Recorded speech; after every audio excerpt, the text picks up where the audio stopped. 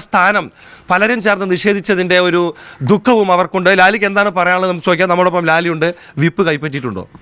Whip ഇതുവരെ ഞാൻ കൈപ്പറ്റിയിട്ടില്ല.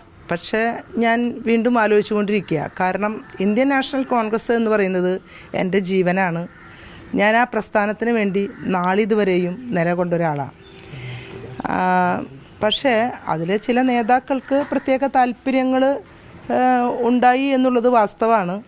നമ്മൾ ഈ നഗരത്തിൽ കഴിഞ്ഞ 25 വർഷമായിട്ട് ശക്തമായിട്ടുള്ള പ്രവർത്തനമായിട്ട് മുന്നോട്ട് പോകുന്നൊരു വ്യക്തിയാണെന്നുള്ളത് മാധ്യമങ്ങൾക്കും അറിയാം, ഒപ്പം പൊതുജനങ്ങൾക്കും അറിയാം.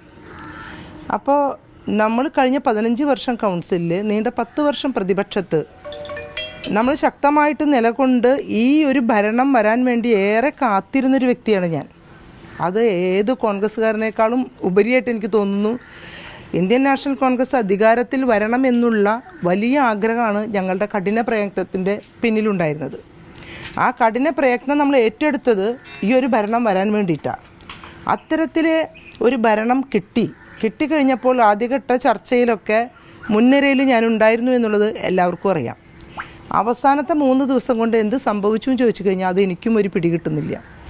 പക്ഷേ എൻ്റെ മനസ്സിലിപ്പോഴും എൻ്റെ പാർട്ടിയാണ്. എൻ്റെ പാർട്ടി എന്ന് പറയുന്നത് കേവലം 3-4 പേരിൽ ഒതുങ്ങി നിൽക്കുന്ന വ്യക്തികളല്ല. അപ്പോൾ ഞാൻ കൂടുതൽ ചിന്തിക്കും, എന്നെ വൻ ഭൂരിപക്ഷത്തിൽ വിജയിപ്പിച്ച ലാലൂർക്കാർ ഇവിടെയുണ്ട്. എൻ്റെ മുന്നിൽ ജനങ്ങളാണ്, എൻ്റെ കൂടെ ജനങ്ങളാണ്. ചേച്ചി, പാർട്ടി ചതിച്ചു എന്നൊരു തോന്നലുണ്ടോ? കാരണം നിങ്ങളാണ് സമരമുഖത്ത് പലപ്പോഴും ഉണ്ടായിരുന്നത്. ആ റോഡിൽ കടന്ന് നിലവിളിച്ചതൊക്കെ ആക്സിഡന്റ് സമയത്ത് നിലവിളിച്ചതിൻ്റെയൊക്കെ ദൃശ്യങ്ങൾ നമ്മൾ പലപ്പോഴും കണ്ടതാണ്. പോലും ഇല്ലാതിരുന്ന സമയത്ത് അതായത് 3-4 പേർ കൂടി ഒരു സമരം നടത്തുന്നു. ആ റോഡിലൊക്കെ വലിയ പ്രതിഷേധം ഉയർത്തിയ ആളാണ്. തീർച്ചയായിട്ടും എനിക്ക് അർഹതപ്പെട്ടത് തന്നെയാണ് ഈ ഒരു മേയർ പദവി എന്നുള്ളത് എനിക്കും അറിയാം, പൊതുജനങ്ങൾക്കും അറിയാം. ഈ തൃശ്ശൂർ നഗരത്തിലെ ഒരു സർവേ നടത്തി കഴിഞ്ഞാൽ ആര് മേയറാകണം എന്നുള്ളതിൻ്റെ സർവേ ജനങ്ങൾ തീരുമാനിക്കുമ്പോൾ അതിൻ്റെ മുന്നിൽ ഞാനാകുമെന്ന് എനിക്ക് ഉറപ്പുണ്ട്. പക്ഷേ പാർട്ടിയുടെ നിലപാട് ഒരു എന്താ പറയുക, കേന്ദ്ര ഇടപെടൽ, കേരള ഇടപെടൽ എന്നൊക്കെ പറയുമ്പോൾ ദീപാദാസ് മുൻഷിയും KC വേണുഗോപാലൊക്കെയാണ് ഇതിന് മുൻകൈയെടുത്ത പ്രമുഖർ എന്ന് ഞാൻ അറിയുന്നു.